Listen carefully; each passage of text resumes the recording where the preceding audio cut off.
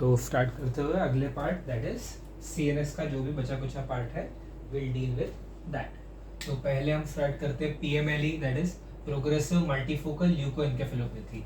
नाम से ही समझ रहे डिसीज प्रोग्रेसिंग है, मल्टीफोका है, मतलब सीएनएस के जो तुम्हारा एमआरआई होगा उसमें कई जगहों पे तुमको मल्टीफोकल एसिमेट्रिक लीजंस दिखेंगे। तो डिटेक्शन का भी उसका वही क्राइटेरिया है, एमआरआई पे multifocal asymmetric lesions, asymmetric lesions, ठीक है। ल्यूकोएन्केफेलोपैथी, ल्यूको सिग्निफिकेंस बताता हूं क्योंकि डिफॉर्मेशन या डीजनरेशन ऑफ ग्लायल सेल्स, वहां पे क्या होगा तुम्हारा डब्ल्यूबीसी और ल्यूकोसाइट्स का प्रेजेंस।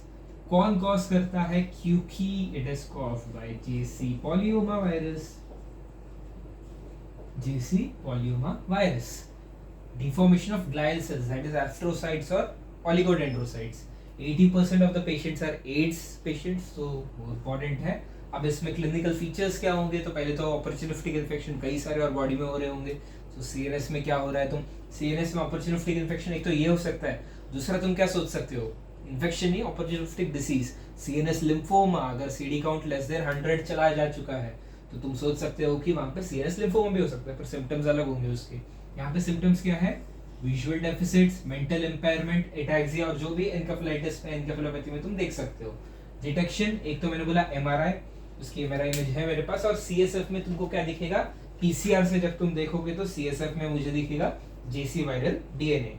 ये है मेरा इमेज मल्टीफोकल। यहाँ एक फोकाई है इस इमेज में, यहाँ एक फोकाई है यहाँ पे, तो मल्टीफोकल है और एसिमेट्रिक लीजन्स है जो एमआरआई पे दिखेंगे।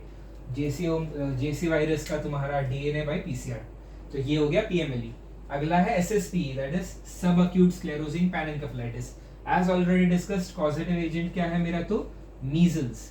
अच्छा, मीजल्स से एक और कॉम्प्लिकेशन क्या होता है? Already discussed, giant cell pneumonia, हेक्स निमोनिया। प्रोग्रेसिव इंटेलेक्चुअल डिटोरिएशन और सीजर्स। होता क्या है? लेस देन 2 इयर्स के छोटे बच्चे में मीजल्स की इन्फेक्शन होती है, बट इट लास्ट्स, और 13 साल 12 साल 14 सालों बाद वनवास खत्म होते ही एडल्ट में, मतलब एक्चुअली प्रोग्रेसिव डिसीज है, तो you will notice the symptoms कि इंटेलेक्चुअली वो गिरता जा रहा है, लगता है दिन ब दिन की अरे यार पढ़ाई तो हो नहीं रही है, फिर अजीब अजीब हरकतें करने लगता है, and it turns out seizures भी स्टार्ट हो जाते हैं। अच्छा, सीजर्स एडल्ट्स में हो रहे हैं, तो मुझे ये बताना था कि most common cause of adult onset seizures in India turns out to be neurocysticercosis. Discuss करूंगा मैं न्यूरोसिस्टिक सर्कोसिस।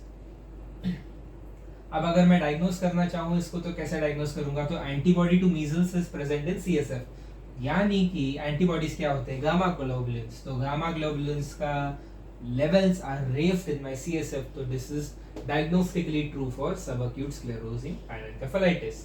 तीसरा है मेरा प्रायोन डिसीज, जो कि है abnormally folded proteins, and these abnormally folded proteins are capable of inducing the same misfolding in normal cellular proteins, inducing the misfolding in normal cellular protein, ठीक है, normal cellular protein। तो ये था मेरा PRP, मतलब ये प्रायोन प्रोटीन। अब ये प्रायोन प्रोटीन से क्या, ये प्रायोन प्रोटीन है? नहीं, तो नॉर्मल सेल्यूलर प्रोटीन है जो म्यूटेटेड नहीं है और नॉर्मल सेल में प्रेजेंट है। अब होगा क्या? ये आएगा मेरा प्रायोन प्रोटीन। तो ये कैसे आएगा? तो वी हैव रिसेंटली हर्ड, बहुत सारे कैनिबलिज्म, दिमाग खा लिया बच्चे हो तो दिमाग खा लिया, प्रायोन प्रोटीन। तो ये प्रायोन प्रोटीन बाहर से, आइदर तुम animal, infected animal which is infected with mad cow disease, या ऐसे कोई एनिमल, या शीप, जिसमें तुम्हारा कौन सा शीप में कौन सा होता था वो, जो भी शीप पे जो बीमारी होती थी, हाँ, तो उनका कंजम्पशन से ये प्रायोन प्रोटीन तुम्हारे बॉडी में इंट्रोड्यूस हुआ। Now this will induce cellular misfolding of the protein and it will cause the creation of prion protein, PRPSC mutated। अब इधर डिफरेंस क्या है इस प्रोटीन में? तो this protein is resistant to protease, this protein is resistant to protease। Proteases से resistant होने की वजह से क्या होगा? ये डिग्रेड होगा नहीं, डिग्रेड नहीं होगा तो क्या होगा? अमाइलॉइड लाइक प्लैक्स बनेंगे कुछ इस तरह से, and these plaques are internalised by my neurons. Neurons मेरे इसको निगल जाएंगे। अब निकले हुए न्यूरॉन्स में क्या दिखेगा? साइटोप्लाज्मिक वैक्यूल्स की तरह दिखेगा, और this gives us the characteristic spongiform appearance of the brain.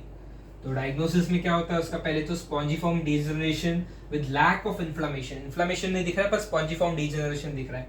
Second, lab diagnosis PRPSC जो ये प्रायोन प्रोटीन है misfolded, this is measured by a conformation dependent assay, conformation dependent assay से इसको मैं मेजर करूंगा। और क्या हो सकता है, abnormal EEG is also seen. अब डिसीजेस क्या होते हैं प्रायोन्स में, एक मिनट उससे पहले एक पॉइंट की, prions are the most resistant of all to sterilisation. तो the organism of the infectious agent that is most resistant to sterilization turns out to be prion। Question आता है। फिर diseases that are caused by prions, तो एक आता है मेरा kuru disease, Papua New Guinea में आदिवासी लोग मरे हुए का दिमाग खाते थे, बीमारी फैलती थी, अब भी कुछ ऐसा ही हो रहा है, दिमाग खाने से फैल रही है बोल रहे हैं। तो CR Jakob disease, Creutzfeldt Jakob disease, कम केसेस है पर स्टिल दे आर रिपोर्टेड। अब इसमें भी फैमिलियल हेरिडिटरी कॉजेस हो सकते हैं, आइट्रोजेनिक हो सकता है, तो ये पता होना चाहिए कौन से डिसीजेस आते हैं इसमें। So that's it for miscellaneous. अब हम पैरासिटिक इन्फेक्शन की तरफ चलते हैं।